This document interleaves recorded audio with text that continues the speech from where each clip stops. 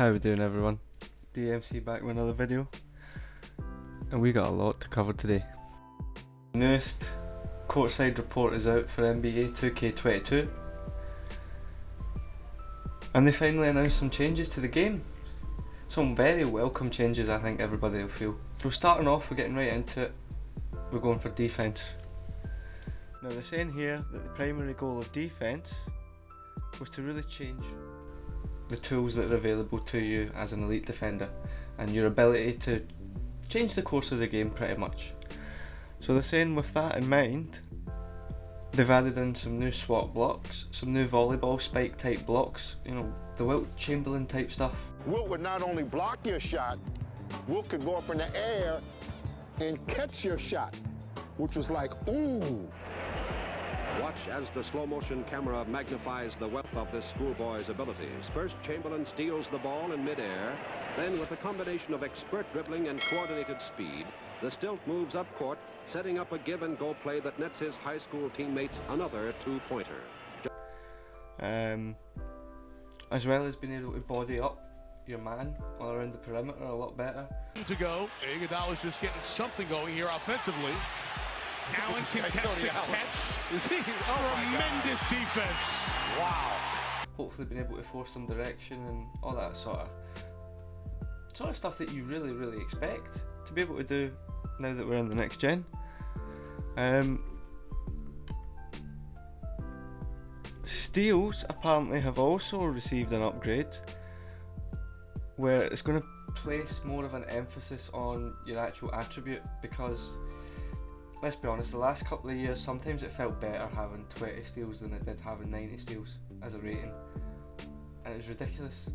So I'm glad they finally tweaked that, definitely. They go on then to say that pretty much they've updated the defensive AI, making sure that there's a major focus on them sticking to their man and being able to stick into the corner instead of coming to help for no reason. And pretty much saying that their ability to react to the ball handler is a lot better. They'll be able to focus on two guys and determine which one is the perimeter threat and like which is the fake.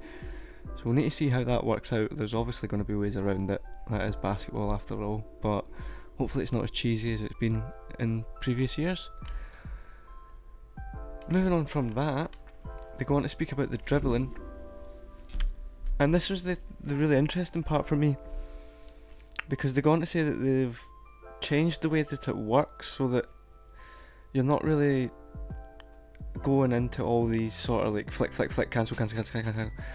You've got an actual set animation for every dribble that you're doing, so it's more of a, it sounds like it would be more of a slow paced and more realistic to the real game, hopefully. They're saying the sprinting, so if you simply trigger a second dribble combo by holding sprint and flicking the pro stick up, so like an actual signature size up, and then you can cancel out of that into some other things. So it also says the dribbling is going to be identical between the current and next gen, so if you're a player who plans to play both, you won't have to learn two different dribble systems, thank God. Now, this is the exciting stuff. This is the part that really piqued my interest when I was reading through this the first time. They've changed post play. Now I know it says it's a little treat for bigs, right, but it's a little treat for me as well. They've spent a lot of time upgrading the post play with new content, including new movement and new back to basket moves. Many of the moves will be cancels and aborts, similar to the ball handling. Pippen, by the way, with those last 6 has 10. Jordan fakes. Oh, spins the other by MJ. But you can pump fake with the right trigger.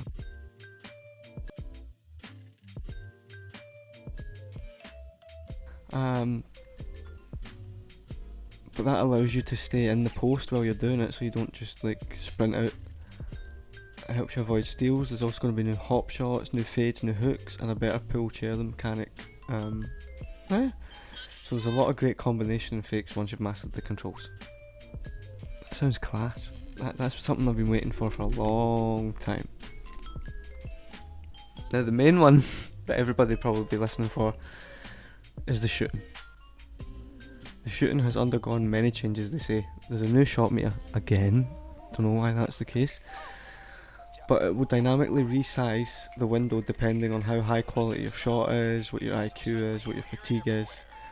So it sounds like pretty much your shot timing won't be consistent unless there's only so many fatigue animations and you learn them as well, but hopefully that's not the case and they have a lower chance of going in anyway.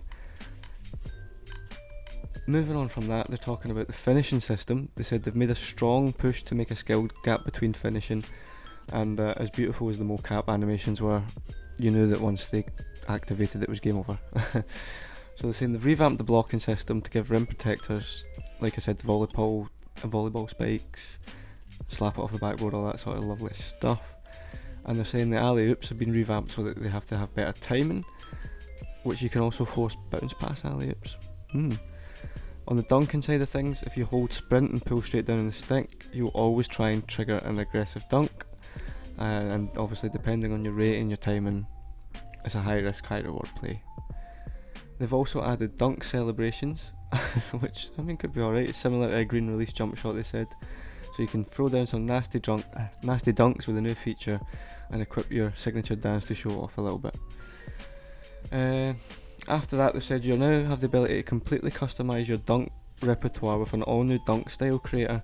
It's a great feature that allows you to have detailed control over the exact style of your dunk packages and lets you equip more dunks on your player than ever before.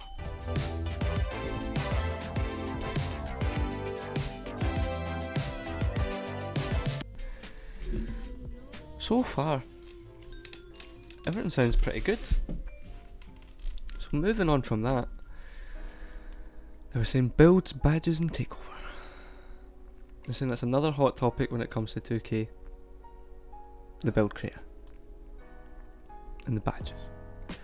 They're saying the amount of badge points you have at your disposal has significantly increased and will allow for more options on how you fit out your My Player. Some of the new badges they've added this year, and I'll list them on the screen because we're not going to say all these out, but what I will say is it looks like they finally gave Curry his own badge, the chef badge, just like they did back with LeBron when he had the LeBron coast to coast in his Miami days. So that's good, that's a nice wee touch. What I want to know is Intimidator still in the game? I really hope it's not, or at least it's been reduced its impact, because it's been ridiculous the last 2 years. So they're saying it brings the badge count to a total of 80, with a number of existing badges also getting some nice upgrades, blah blah blah. And they've also added one final thing called exclusive takeover perks, modifiers you can equip to strengthen your existing takeover abilities, and they're going to go more into that in the future. So I mean, it looks like they got, they're also saying closing remarks here, they got some 2K pros to beta test gameplay a few weeks ago, and we've obviously not heard from them on YouTube, I don't think. Maybe they'll come out soon and talk about what they had to see. Apparently they listened to the feedback for a change, and we just need to wait until more comes out in the next wee week. But they're cutting it pretty close considering it does release in less than 10 days now.